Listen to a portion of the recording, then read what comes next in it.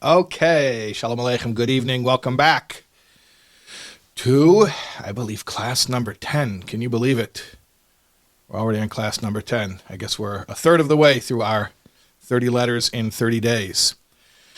I just wanted to mention some exciting stuff that's going on all around the world.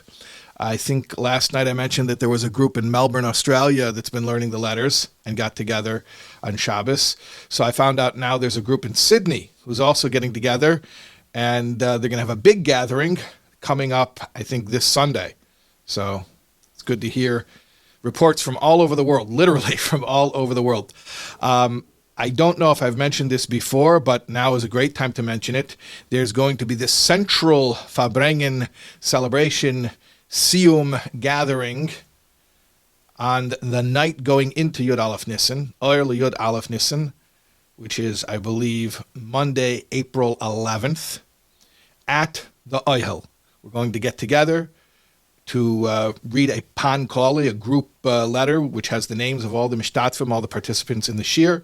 Which, if you can submit your name, even if you're not going to be able to be at the oil on Yud Aleph Nissen, you could submit your name to the pan or the duch at 30letters30days.com. And so we'll go into the oil, submit that list of names, and then there's going to be a Farbrengen at a venue about a block away from the oil, and this is a women's gathering. There are many, many men's events in connection with Yud Aleph Nissen, but this is a special event for women. And that will be the location of the 30th final shir from the 30 letters. Okay, before we jump into tonight's letter, I want to share something very, very special that I just received maybe an hour before this program. I'm going to share the screen if you're live with me on Zoom and YouTube. And we'll also make sure that it gets into the final cut of the recorded video. What you are looking at is a note that was written by Rabbi Shalom Mendel Simpson, who was a member of the Rebbe's Secretariat.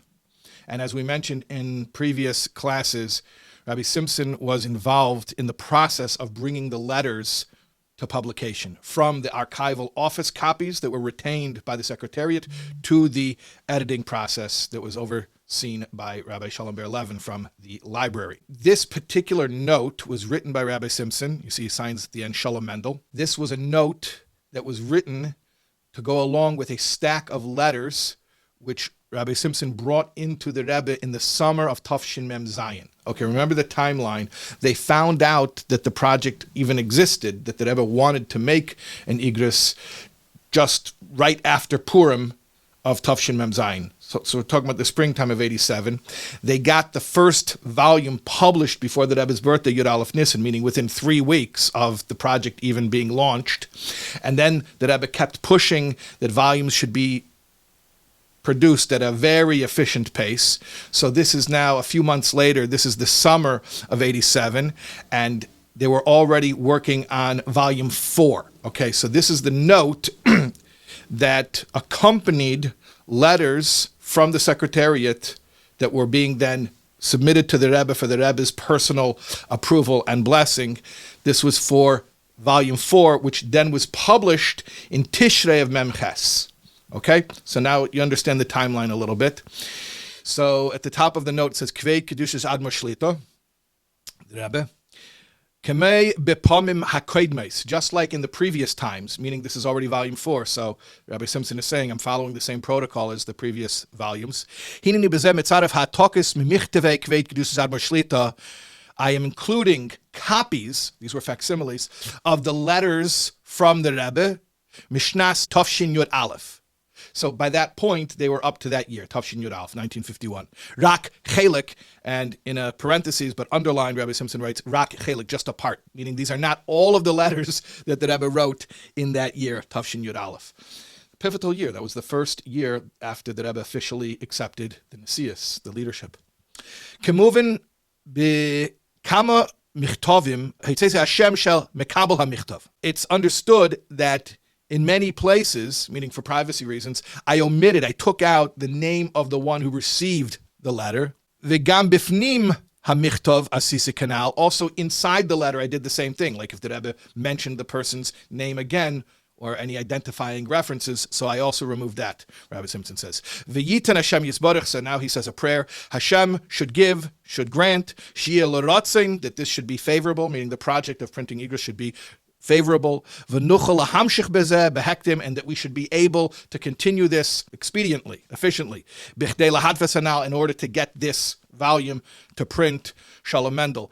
And then you see the Rebbe's Ksav Yad Kodshe, the Rebbe's holy handwriting, the Rebbe writes, Vi nachas ruach. Rosh Tevis there. Vav nun ches reish. Vi nachas ruach. So the Rebbe adds that yes, not only is this project being received favorably, but also it is causing tremendous pleasure. It's causing nachas. So what an amazing thing it is to be studying something whose publication caused tremendous nachas, and I'm sure that our study is causing nachas as well. Okay, so let's take a look at letter number 10. This is a short letter. This is on page 62 of Chelik Yod, volume 10 of the Igros. As mentioned, all of these letters are from the same year, Tafshin Tezvav, and they're all from the same volume of Igros, Chelik Yod, the 10th volume. Baruch Hashem, Yud Beis Mar Cheshvan, Tafshin Tezvav, Brooklyn, Shalom Uvracha. By the grace of God, the 12th day of the month of Mar Cheshvan, the year 5715, final couple months of 1954. It's not yet 1955. Brooklyn, greetings and blessings. Okay. I do not know who the Rebbe was writing to specifically, but from the context of the letter, it's very clear what the person's position was. Not the person's name. That is not included here. Okay. Achrei hafsik, after the break, after the hiatus of not hearing from you. Noam li lekabel michtave megimel cheshvan. It was pleasing to me to receive your letter from the third day of Cheshvan. You know, before we continue, I want to remark, we've seen this before where the Rebbe will comment on the fact that it's been a while since he's heard from the letter writer. And that itself is something really we just have to marvel at. How many people do you know, public figures, are interested in receiving more mail, more correspondences, who are complaining, I don't get enough people making bids for my time? I think we take it for granted because the Rebbe did it and we're used to hearing about it, so we just say, oh yeah, that's normal. It's not normal. I mean, do you understand what the Rebbe was involved in? Aside from on the organizational level, building the whole movement of shlichus and outreach and Chabad houses, but just the Rebbe's Torah scholarship, just the scholarship that the Rebbe was involved in, learning Torah day and night, and being mechadish chidushay Torah on the deepest levels. Think about it like this. If I can make a very crass analogy, imagine Albert Einstein at Princeton University, working on his chalkboards day and night, with his mind totally immersed in these formulae of physics.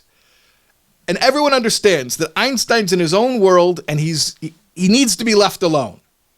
Nobody thinks that Einstein wants to hear about their personal life, let alone to have to take a break from his deep thought and respond to your personal issues. Now imagine somebody delving into Torah day and night with the level of focus that was required, and inviting more correspondence from people and actually complaining like a good Jewish father, hey, you haven't called in a while, I haven't heard from you, what's going on with you? So it's remarkable. It's absolutely remarkable. But what you're going to see from this letter is that not only is the Rebbe, quote unquote, complaining to this letter writer, hey, you need to write more often, but as we're about to see, the Rebbe is going to ask for even more people to write. And lest you think, I know we haven't even gotten into the letter, but I just want to preempt this, lest you think that Rebbe is looking for fan mail, God forbid. I'll just tell you one story. There was an Israeli journalist who came to the Rebbe in 1971, and he'd been prepared by friends of his in Eretz Yisrael who were Chabad, and they told him about the protocol for Yechidus, and he had a Yechidus, a one-on-one meeting with the Rebbe. So this Israeli journalist comes into the Rebbe, and what he did is he wrote a letter, petition for prayer that is customary when one goes into Yechidus, into private audience with the Rebbe. And this Israeli journalist, submitted this letter to the Rebbe. And the Rebbe starts reading it, and the Rebbe says, "You've written to me before." So the Israeli journalist says, No, I'm sorry. Forgive me, but I haven't written to you before. So the Rebbe opens up his drawer of his desk and goes through some papers and pulls out a letter and hands it to this guy and says, "Isn't this your handwriting?" And the guy looks at it and says, "Yes, this is my handwriting." But he looks further down on the page and it has a different name in the signature, and he's trying to figure out, how in the world is this possible that Rebbe has a letter from me in my handwriting, but it has somebody else's signature? And all of a sudden, it occurs to him. He remembers this Israeli guy. He was in the army, like most Israelis. When he was in the army, he had a friend who got injured. His friend broke his right hand and couldn't write. The friend wanted to write to the Rebbe. So his injured friend asked him to take dictation and write a letter to the Rebbe. And then at the end of the letter, the friend with the broken hand managed to push himself enough to sign his signature, albeit as well as he could, maybe sloppily, but he was able to sign his own signature. But the body of the letter had been written by the friend who was able to write. And now this journalist is sitting there and looking at this letter that he himself forgot that he ever wrote. And the Rebbe looks at it instantly and says, "This is your handwriting." How many thousands or tens of thousands of letters did the Rebbe see from that time that he received that letter until the time that the letter writer, or at least the one who took dictation to write the letter, was sitting there in Yechidus with him? So lest you think when the Rebbe is asking for more mail, the mail is just going to sit in some pile somewhere. No. The Rebbe wants to read everything. I'll tell you even more, and then I really should jump into the letter. At one point, the Maskiros, the Rebbe's secretariat, wanted to buy a rubber stamp for the Rebbe with the Rebbe's signature. Why should the Rebbe have to take time to write his signature on every letter that he answers? And the Rebbe refused it and said that that's not what people write to me for. They write for the human touch. They want the real warmth and empathy and compassion. They don't want a rubber stamp. So, having said that, let's jump in here. Okay, so you haven't written to me for a while. By Kaisef, af ki bekitzer nimrutz beyeser. In your letter you write to me, even though you write it way too fast. Again, the Rebbe, you hear what the Rebbe is saying? Like, you could have elaborated more. Why did you write so sparingly? It's just mind-boggling. The Rebbe has time for more letters, for longer letters, but that's precisely what the Rebbe is asking for. Write more often, and when you write more detail. Just mind-boggling. Okay, so in your letter, even though you write way too briefly, you write about what? About your activities among the military during the past few weeks. This is taking place in Eretz Yisrael. It's talking about the IDF. Certainly in the future, you're going to write more in detail. So I like the report about what you're doing with the soldiers. Next time, you got to give me more details. Okay. Now, parentheses. And this is just from one level to the next level. Perhaps there's place to say, meaning the Rebbe is being gentle here with this suggestion. La'achrei hartzaisov, after your lectures, so apparently this person was lecturing to soldiers. I don't know if it was a rabbi or not a rabbi, but it seems that this person who the Rebbe is writing to would give lectures on Jewish topics to the soldiers. So the Rebbe says, I wonder, possibly, maybe I could suggest that after you deliver your lectures to the soldiers, that you could mention something.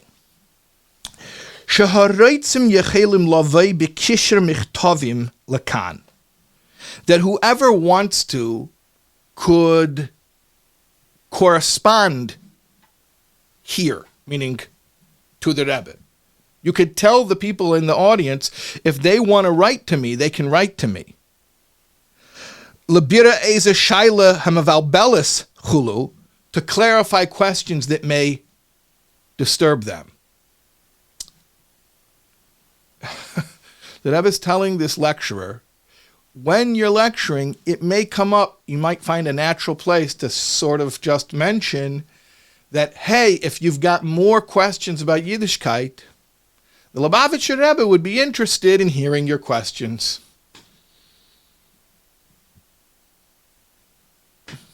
Just, I don't even know what to say about this. Okay. But it goes on. Umuvan, it's understood. Shalasar tzorich gamkein lahavtiach bavorinin. When you mention this idea of writing to me, it's important that you preempt, that you make a disclaimer or you clarify that this is not a fundraising solicitation.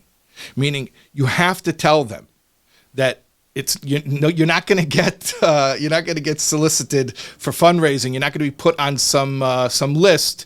Nobody's asking you for money. I'm not trying to extract any money from anyone. That's not what's happening here. I'm just telling you, if you want to correspond with me, if you have questions about Yiddishkeit, about life, about whatever, I'm here for you. But let them know that no one's going to ask them for any money. All right. And another point. Moving gamkein. It's also understood that when you do this, you have to do it of your own accord. Meaning to say, don't do this because I'm telling you to do it. Do this because it makes sense to you to do it. This is not a shlichus. Shlichus is the Rebbe sent plenty of people on shlichus, right? But the Rebbe is saying here, this is not a shlichus. I'm not deputizing you to say this message. Go out and tell the soldiers to write to me. I'm telling you that it makes sense. It might be a good idea, but I want you to grasp on your own that it's a good idea. In other words, I know you could read it superficially as like the Rebbe is telling him to do it, but don't tell them I'm telling you. Think about it. As we've been learning the Igros, I mean, this is letter number 10, so you see how the Rebbe is teaching us how to think. The Rebbe is showing us how he arrives at conclusions, giving us the reasoning. It's a milsa b'taima. Everything is with the logic. Everything's transparent. So what's the point of that? Like we've said many times in this year, the Rebbe is not just telling us what to do. The Rebbe is trying to get our buy-in so that we should see it and say, yeah, you know what, that totally makes sense to us. So this is the same thing that Rebbe is saying here is, look, I know if I would just tell you to do it, you would do it, but that's not what I'm asking. I'm asking you to think about this and to internalize it and to realize on your own, in your own way, that this is a good idea. You know, I have to remark, it's sort of like the Rebbe once, in a very painful moment, the Rebbe complained that people are screaming Ad Mosai. Until when? When? How long will this galus go on? When will Mashiach come? And the Rebbe said, but they're only screaming Ad Mosai because I told them to say Ad Mosai. Like, don't do it for me. Don't do it because here's your script. Read your line. I'm trying to teach you. I'm not trying to tell you what to say. I'm trying to teach you a worldview that hopefully will become yours. And then on your own, if you want to say Ad Mosai, great. But this is not a script that you're reading lines from. So similar to that, the Rebbe is saying here, I'm not giving you a shlichus to do this. I'm telling you it makes sense. I want to sort of interject right here for a second. There's another letter, which is one of my favorite letters in the whole Igros, which was written to a famous mashpia, a great educator, Rebbe Shlomo Chaim Kesselman. And the letter was written actually on an interesting day, Rosh Hashanah Li'Ilonis, on Chamisha Asar B'Shvat, Tafshin Tes. So we're talking about almost exactly a year before Histalkus, before the passing of the Frierdiker Rebbe. So the Rebbe is writing as a secretary of his father-in-law, of his Rebbe. Not as Rebbe yet, but as someone working for his father-in-law, his Rebbe. And the Rebbe is writing to Rabbi Kesselman, who was at that time in France. He came out of Russia and he was in a DP camp, and then he was in France, as many Lubavitchers were for a short period of time. Some stayed there, many moved on. Rabbi Kesselman ended up in Eretz Yisrael. But during that time he was in Paris, the Rebbe is writing to Rabbi Kesselman and saying, you know, I have all these Lubavitchers in Paris now, and there's hundreds of thousands of Jews in Paris. And you want to know something funny? I'm working for my father-in-law. I work in the secretariat. I see the mail that's coming in, and I haven't noticed an influx of mail from Parisian Jewry. And the Rebbe complains and says, what are you guys doing over there? You write to me and say you're ready to be Meiser Nefesh, which is interesting because all of those Chassidim, when they were in Russia, literally being hounded by the KGB under literal life and death situations, they were Meiser Nefesh. And the Rebbe is saying, but I'm not asking you to get killed now. I'm asking you to do something else, which is maybe more uncomfortable. When you meet a Jew in the street, whether they're religious or not religious, why don't you mention to them that there's someone called the Lubavitcher Rebbe in New York and that people can write to him? And the Rebbe tells Rabbi Kesselman that according to the level of devotion that the Chassidim in Paris claim to have, I should be seeing tons of letters coming from all kinds of Jews, from all stripes, all backgrounds, all levels of observance, that should be writing into the Rebbe, meaning the Rebbe's father-in-law. And I'm not seeing that, so what's going on over here? And then the Rebbe mentions a story. He says, you know, there was a guy, the Rebbe doesn't say the name, but he didn't learn in Teimchet Tamimim. We mentioned in an earlier class, that's the name of the Lubavitcher yeshiva that was started by the Rebbe Rashab, by the fifth Rebbe. In fact, he didn't learn in any yeshiva at all, and he doesn't have a beard, and he doesn't daven with the Hasidic intentions and meditation. He's just a simple Jew. But you know what? He heard about the Rebbe, and he believed, and when he ended up in a remote location, wherever he would go in that place and he would meet other Jews, he would tell them to write to the Lubavitcher Rebbe. And the Rebbe says, and then because of this guy who is not such a chassid, but he believes in the Rebbe and he tells people to write to the Rebbe, because of him, some woman who's not at all religious had a question about whether or not to open a shop. Okay, a really pedestrian, mundane question. And what did she do? She wrote to my father-in-law, to the Rebbe, to ask his guidance and blessing. So the Rebbe is saying to Rabbi Kesselman, you guys are Chassidim? Why can't you do what this guy did, getting that woman to write into... And in fact, it's amazing because the Rebbe says this woman who wrote to the Rebbe asking a question about opening a shop is not religious, but the fact that she's now in contact with the Rebbe will bring to all mitzvah observance. And you'll see she will come to Taras Mishpacha and Kashrus and Shabbos. That'll be the beginning of her growth. So where are these letters? And this is why I'm mentioning it here at this point. I'm sorry, I know I'm right in mid-sentence. The Rebbe says, why should I have to convince you of this? Your Nefesh Abamis knows this. You know, if you learn Tanya, you know about the two souls. So you have the Nefesh Elokis, the godly soul, and you have the Nefesh Abamis, the animal soul. So the Rebbe says, your Nefesh Abamis, your animal soul knows this. This isn't something that you know because you're davening so deeply and you're meditating so deeply. The fact that writing to the Rebbe and following what the Rebbe tells you to do works out good for you is something you've seen yourself so many times, so that you don't even need your godly soul to believe in it. Your animal soul knows it's true. And if your animal soul knows it's true, then why are you quiet about it? The Rebbe said, if you know a good doctor, You wouldn't tell somebody about a good doctor? Or you would wait until they ask? Or if you knew that they needed a good doctor, you would go tell them before they even ask. So why aren't you going around telling people to write to the Rebbe? So that's the famous Kesselman letter from 5709. But now this is 6 years later, and now the Rebbe is Rebbe, and the Rebbe is saying a similar thing, which is, I want letters from these soldiers, and I'm going to read them. And let's continue inside. And that's why I mentioned it, that the Rebbe is saying, I'm not telling you that you have to say this. I'm telling you, but das atzmei, on your own, you should figure out that this is good. Similar to what the Rebbe told Rabbi Kesselman, that even your animal soul knows that this is good. Come on, you know this yourself. Okay. So the Rebbe then continues and says, when you mention to them the idea of writing to me, you could just say, V'rak loimer, you should just mention, Shi'edeya mekama anoshim shmis nahagim kazeh, that you know many people who have done this. Although sometimes it takes a while to get an answer, eventually they do get an answer. So I want you to tell them, I know about a place where you can write to. There's a person who wants to hear from you. And sometimes it takes him a while to respond, but he always responds. Okay, let's continue.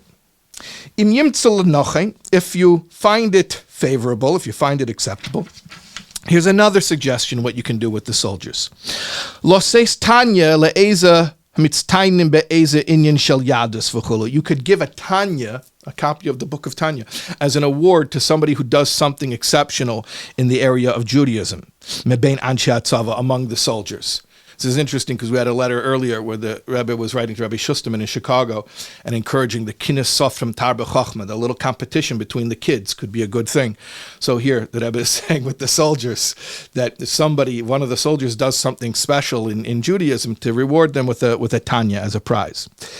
Noisef al Nisinois Tanya b'machne l'maidoinim oy laha sifriya. And that's in addition to the fact that you should see if you could work out to put a Tanya in the clubhouse, like where they meet, their social hall, and also in the library, shel anshe hatzava, of the soldiers, im yesh moistis ke'elu b'makim amasim, if they have such institutions in an appropriate place. Okay, another thing. Lapela she'ena mazkir davar al dvar brias zugase tichya. It's a wonder to me, I can't understand, you didn't mention a thing about your wife's health.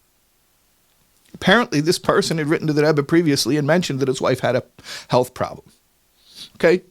I just want to make sure you understand this. So this is the Rebbe was saying, write to me more often, write to me more details. It's not a joke. The Rebbe is remembering this guy's wife's health problem better than the guy himself is remembering. The Rebbe is saying, I can't believe that you didn't mention that your wife's doing okay. So certainly the fact, no news is good news. If you didn't mention anything, so certainly everything must be good and peaceful. Okay, now here's one more point. B'shulei hagilya nimtza reshimas chayveres hamachanaim shniskablu. In the margin, you're going to find notes of which issues of Machanayim were received over here. What is this talking about?